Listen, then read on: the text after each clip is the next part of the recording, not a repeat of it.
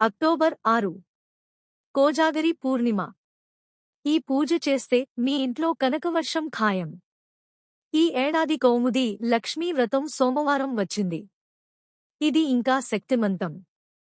సోమవారానికి అధిపతి చంద్రుడు. అక్టోబర్ 6 కౌముది లక్ష్మీ వ్రతం సందర్భంగా ఎలాంటి విధానాలు పాటించాలో, తద్వారా కలిగే ప్రయోజనాలు ఏంటో తెలుసుకుందాం.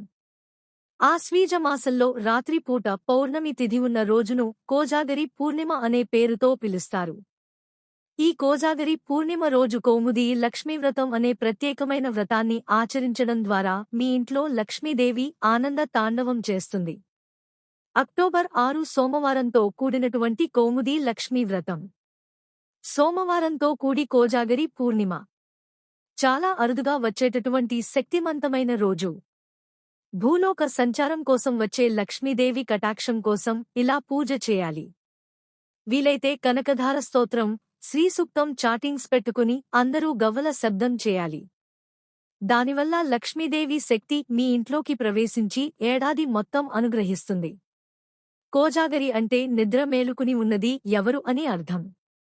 లక్ష్మీదేవి ప్రతి సంవత్సరం ఆశ్వీజ మాసంలో రాత్రికి పౌర్ణమి ఉన్నప్పుడు భూలోక సంచారానికి వస్తుంది. అలా వచ్చే లక్ష్మీదేవి ఏ ఇంట్లో అయితే గవ్వల శబ్దం వినపడుతూ ఉంటుందో ఆ ఇంట్లోకి ప్రవేశిస్తుంది. ఆ ఇంట్లో ఉన్న వారందరినీ అనుగ్రహిస్తుంది. అందుకే దీన్ని కోజాగరి వ్రతం పేరుతో పిలుస్తారు. నిద్ర మేలుకుని గవ్వల శబ్దం చేస్తారో, ఎవరైతే ఇంట్లో నిద్ర మేలుకుని ఉండి గవ్వల శబ్దం చేస్తుంటారో వారి ఇంట్లోకి లక్ష్మీదేవి ప్రవేశించి వారందరినీ కూడా సంవత్సరం మొత్తం అనుగ్రహిస్తుంది. దీన్ని కౌముది లక్ష్మీ వ్రతం అని ఎందుకు అంటారు అంటే కౌముది అంటే వెన్నెల. పౌర్ణమి రోజు వెన్నెల ఉంటుంది. అందువల్ల దీన్ని కౌముది లక్ష్మీ వ్రతం అంటారు. ఈ ఏడాది కౌముది లక్ష్మీ వ్రతం కోజాగరి పూర్ణిమ సోమవారం వచ్చింది.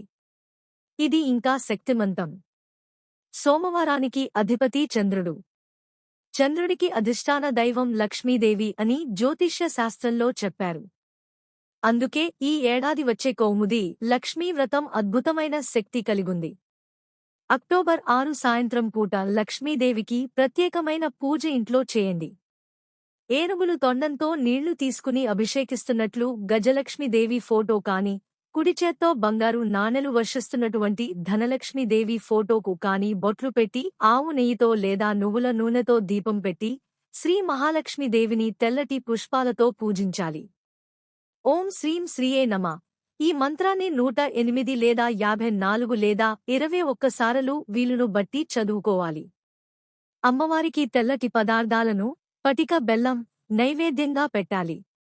పాలు ఖచ్చితంగా నైవేద్యంగా పెట్టాలి. పాలతో చేసిన పాయసం నైవేద్యంగా పెట్టండి. ఆ తర్వాత ఆరుబయట వెన్నెల్లో ఉంచాలి. చంద్రకిరణాలు పడ్డాక మళ్లీ లక్ష్మీదేవి ఫోటో దగ్గర ఉంచి తర్వాత కుటుంబ సభ్యులు ప్రసాదంగా తీసుకోవాలి. ఆ తర్వాత ఇంట్లో వాళ్లందరూ గవ్వల శబ్దం చేస్తూ ఉండాలి. అప్పుడు భూలోక సంచారానికి వచ్చిన లక్ష్మీదేవి మీ ఇంట్లోకి ప్రవేశిస్తుంది. ఆ లక్ష్మీ శక్తి ఏడాది మొత్తం మిమ్మల్ని అనుగ్రహిస్తుంది.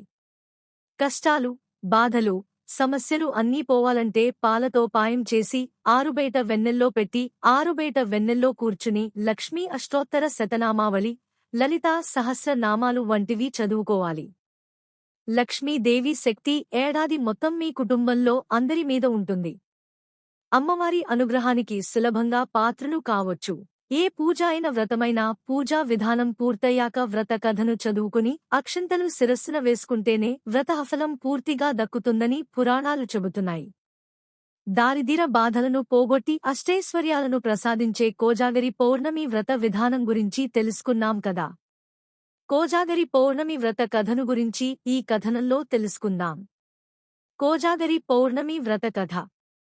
పూర్వం నైమిసారణ్యంలో వాలఖిల్య మహర్షి ఆశ్రమంలో ఇతర మహర్షులు లోకకల్యాణం కోసం దారిద్ర్యం తొలగిపోయి లక్ష్మీదేవి ప్రసన్నం లభించే వ్రతాన్ని వివరించమని వాలఖిల్య మహర్షిని కోరగా మహర్షి ఇలా వివరించసాగాడు. పేద బ్రాహ్మణుని కథ. పూర్వం మగధ దేశంలో వలితుడు అనే బ్రాహ్మణుడు నివసిస్తూ ఉండేవాడు. వేదవేదాంగాలు చదివిన వలితుడు గొప్ప పండితుడు, భక్తుడు. కాని అతను కటిక పేదవాడు. వలితుని భార్య చండి పరమ గయ్యాలి. ఈమె తనకు బంగారం, పట్టు వస్త్రాలు సమకూర్చడం లేదని వలితుడి మాటలను ధిక్కరించి అతనికి వ్యతిరేకంగా ఉండేది. వలితుని మిత్రుని ఉపాయం. వలితుడి స్నేహితుడైన గణేశవర్మ వలితుడి బాధ చూసి, ఆలోచించి, నీవు ఏ పని చేయించుకోవాలంటే దానికి వ్యతిరేకమైన పని చేయమని నీ భార్యకు చెప్పు. అప్పుడు ఆమె నీకు అనుకూలమైన విధంగా పని చేస్తుంది. కాబట్టి నీ పని జరుగుతుంది అని సలహా ఇచ్చాడు. కొంతకాలానికి వలితుడి తండ్రి ఆబ్ధికం వచ్చింది. స్నేహితుడు చెప్పినట్టుగా వలితుడు, రేపు మా తండ్రిగారి ఆబ్ధికం, అయినా నేను ఆబ్ధికం పెట్టదలుచుకోలేదు అని భార్య చండితో అన్నాడు. భర్త మాటలు విన్న చండి మామగారి ఆబ్ధికాన్ని వలితుడితో చేయించింది. అన్నీ సవ్యంగా జరుగుతున్నాయన్న సంతోషంలో ఏమరుపాటుతో వలితుడు భార్య చండితో పిండాలను తీసుకువెళ్లి నదిలో పడేసి రమ్మన్నాడు. వెంటనే చండి పిండాలను ఊరిలోని కాలువలో పడేసి వచ్చింది. భార్య చండి చర్యకు వలితుడి మనస్సు విరిగి విరక్తితో ఇల్లు వదిలి అరణ్యానికి వెళ్ళిపోయాడు. నాగ కన్యలతో పాచికలాడిన వలితుడు. వలితుడు ఇలా అరణ్యవాసం చేస్తుండగా కొంతకాలం తరువాత ఆశ్వయుజ పౌర్ణమి వచ్చింది. సాయంకాలం అయింది. నాగ కన్యలు ముగ్గురు వలితుడు ఉన్న ప్రాంతానికి వచ్చి నదిలో స్నానం చేసి లక్ష్మీదేవిని పూజించారు. పాచికలు ఆడడానికి సిద్ధమయి నాలుగో మనిషి లేకపోవడంతో ఎవరైనా ఉన్నారేమోనని చుట్టుపక్కల గాలించారు. వారికి వలితుడు కనిపించాడు. వలితుడిని పాచికలు ఆడడానికి రమ్మని కోరారు. అది జూదం కాబట్టి తాను ఆడనని వలితుడు నిరాకరించాడు. ఈ రోజు పాచికలు ఆడటం నియమమని నాగ కన్యలు వలితుడిని ఒప్పించి పాచికలు ఆడడానికి ఒప్పించారు. లక్ష్మీనారాయణుల భూలోక విహారం. ఆ రోజు ఆశ్వయుజ శుద్ధ పౌర్ణమి కావడం వల్ల లక్ష్మీ సమేతుడైన విష్ణువు భూలోకంలో ఎవరు మేలుకుని ఉన్నారో చూడడానికి రాగా, వారికి ఈ ముగ్గురు నాగ కన్యలు మరియు వలితుడు పాచికలు ఆడుతూ కనిపించారు. దీనికి సంతోషించిన లక్ష్మీదేవి వారికి సర్వసంపదలు ప్రసాదించారని వాలఖిల్య మహర్షి వివరించాడట. కాబట్టి ఆశ్వయుజ పౌర్ణమి రోజున లక్ష్మీదేవిని పూజించి ఆ రాత్రి జాగరణ చేస్తూ పాచికలు ఆడేవారికి సర్వసంపదలు చేకూరుతాయని పురాణాలు చెబుతున్నాయి. కోజాగిరి పౌర్ణమి వ్రతం చేసుకున్నవారు ఈ వ్రత కథను చదువుకుని అక్షంతలు శిరస్సున వేసుకుంటే ఆ శ్రీ మహాలక్ష్మీ దేవి అనుగ్రహంతో దారిద్ర్య బాధలు తొలగిపోయి అష్టైశ్వర్యాలు సమకూరుతాయని పురాణం వచనం. ఓం శ్రీ మహాలక్ష్మీ దేవ్యై నమః. కోజాగరి వ్రతం విధానం. పాలకడలిలో శేషశయ్యపై శయనించి ఉండే స్థితికారుడైన శ్రీమహావిష్ణువు పాదాల చెంత ఆసీనురాలై ఉండే శ్రీమహాలక్ష్మిని పూజించడం అనాదిగా వస్తున్న ఆచారం. సంపదలను, సౌభాగ్యాన్ని ప్రసాదించే చల్లని తల్లిగా శ్రీలక్ష్మీదేవిని భావిస్తాం. ఆ తల్లికి అత్యంత ప్రియమైన వ్రతం దారిద్ర్య వినాశక వ్రతం, కోజాగరి వ్రతం. పూర్వం మహర్షులందరూ వాలిఖిల్య మహర్షిని దరిద్ర్యం తొలగిపోయి లక్ష్మీ ప్రసన్నం లభించే వ్రతాన్ని వివరించమని కోరగా, వాలఖిల్య మహర్షి ఈ వ్రతమును వివరించినట్లు పురాణ ఆధారం. పూర్వం మగధదేశంలో వలితుడు అనే బ్రాహ్మణుడు నివసిస్తుండేవాడు. గొప్ప పండితుడు, భక్తుడు అయిన వలితుడు కటిక పేదవాడు. ఆయన భార్య చండి పరమ గయ్యాలి. తనకు బంగారం, పట్టువస్త్రాలు కొన్నివ్వలేదని వలితుడి మాట ధిక్కరించి భర్తకు వ్యతిరేకంగా నడవసాగింది. అంటే ఎడ్డం అంటే తెడ్డం అనే రకం. వలితుడికి ఇది బాగా కృంగదీసింది. స్నేహితుడైన గణేశ శర్మ వలితుడి బాధ చూసి పరిపరి విధాల ఆలోచించి, నీవు ఏ పని చేయించుకోవాలనుకుంటే దానికి వ్యతిరేకముగా పనిచేయమని ఆమెకు చెప్పు. అందుకు వ్యతిరేకముగా ఆమె చేస్తుంది కనుక నీ పని నెరవేరుతుంది అని సలహా ఇచ్చాడు. కొంతకాలానికి వలితుడి తండ్రి ఆబ్దికం వచ్చింది. స్నేహితుడి సూచన మేరకు వలితుడు, రేపు మా తండ్రిగారి ఆబ్దికం నే పెట్టదలచలేదు అని చండితో అన్నాడు. భర్త మాటలు విన్న చండి మామగారి ఆబ్దికాన్ని దగ్గరుండి వలితుడి చేత పెట్టించింది. అన్నీ సవ్యముగా జరుగుతున్నాయన్న సంతోషంలో వలితుడు చండితో పిండాలను తెసుకునిపోయి నదిలో పడవేయి అని అన్నాడు. వెంటనే చండి పిండాలను కాలువలో పదేసింది. విరక్తి చెందిన వలితుడు ఇల్లు వదిలి అరణ్యాల బాటపడ్డాడు. కొంతకాలం తరువాత ఆశ్వయుజ పౌర్ణమి వచ్చింది. సాయంత్రం అయింది. నాగకన్యలు ముగ్గురు వచ్చి నదిలో స్నానమాచరించి లక్ష్మీదేవిని పూజించారు. పాచికలు ఆడేందుకు సిద్ధపడ్డారు. నాలుగో మనిషి తక్కువ ఉండటంతో ఎవరైనా ఉన్నరేమో అని చుట్టుపక్కల చూశారు. వలితుడు కనిపించడంతో ఆడటానికి ఆహ్వానించారు. అది జూదమని ఆడరాదని వలితుడు అనడంతో, ఈ దినం పాచికలు ఆడటం నియమమని అనడంతో వలితుడిని పాచికలను ఆడెందుకు అంగీకరింపచేశారు. భూలోకంలో ఎవరు మేలుకుని ఉన్నారో చూసేందుకు భూలోకం వచ్చిన శ్రీమన్నారాయణుడు, శ్రీమహాలక్ష్మికి ముగ్గురు నాగకన్యలు, లవితుడు పాచికలు ఆడుతూ కనిపించారు. దానికి సంతసించిన ఆది దంపతులు సర్వసంపదలను ప్రసాదించారు. కోజాగరి వ్రత విధానం.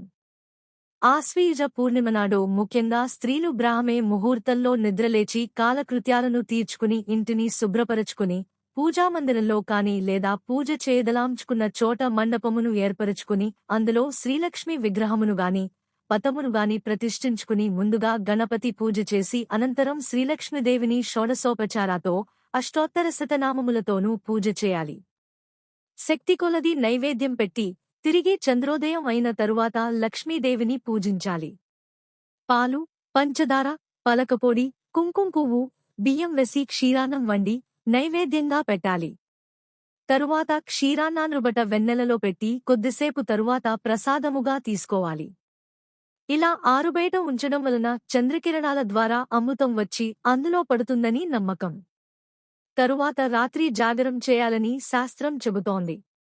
జాగరణ సమయంలో పాచికలు లేదా గవ్వలు ఆడుతూ గడపాలని ఆచారం. ఆశ్వయుజ పూర్ణిమనాటి రాత్రి శ్రీమహాలక్ష్మి భూలోకమంతా తిరుగుతూ ఎవరైతే జాగరణ చేస్తుంటారో వారికి సిరి సంపదలను చేకూరుస్తుందని కథనం. మరుసటి రోజు పునః పూజ చేసి వ్రతం పరిసమాప్తి చేయాలి. అంతేకాకుండా ఇదే రోజు మన రాష్ట్రంలో కొన్ని ప్రాంతాలలో గొంతమ్మ పండుగను చేస్తారు. కుంతీమహేశ్వరిని పూజిస్తారు. అరిసెలు, అప్పములు, కూరలను నైవేద్యముగా సమర్పిస్తారు. ఆశ్వయుజ పూర్ణిమనాడు నారదీయ పురాణమును దానం చేయడం వల్ల మరణాంతరం ఇష్టలోక ప్రాప్తి కలుగుతుందని పురాణాలు చెబుతున్నాయి. కోజాగరి పూర్ణిమ, శరద్ పూర్ణిమ రోజున లక్ష్మీదేవిని ఆరాధించడం ద్వారా ఆమె ఆశీర్వాదం పొందవచ్చు. ఈ పౌర్ణమి రాత్రి ప్రజలు మేల్కొని గంగా నదీ స్నానం వంటి పవిత్రమైన పనులు చేసి లక్ష్మీదేవి ఆశీస్సుల కోసం ప్రార్థనలు చేస్తారు. సాయంత్రం ఇంట్లో లక్ష్మీదేవి విగ్రహాన్ని పవిత్ర స్థానంలో ప్రతిష్ఠించి పాలు, పాయసం లేదా ఇతర భోగాలను నివేదిస్తారు. అర్ధరాత్రిపూట లక్ష్మీదేవి భూమిపై సంచరిస్తుందని నమ్ముతారు. ఈ వ్రతాన్ని పూర్తి చేసిన తర్వాత కోజాగరి పూర్ణిమ వ్రత కథను చదువుకుని అక్షింతలు తలపై వేసుకుంటేనే పూర్తి ఫలితం లభిస్తుంది. పూజ విధానం. ఉదయాన్నే లేచి పవిత్ర స్నానం చేయాలి. పూజా స్థలం. ఇంట్లో లక్ష్మీదేవి విగ్రహాన్ని లేదా చిత్రాన్ని ఏర్పాటు చేయాలి. లక్ష్మీ పూజ.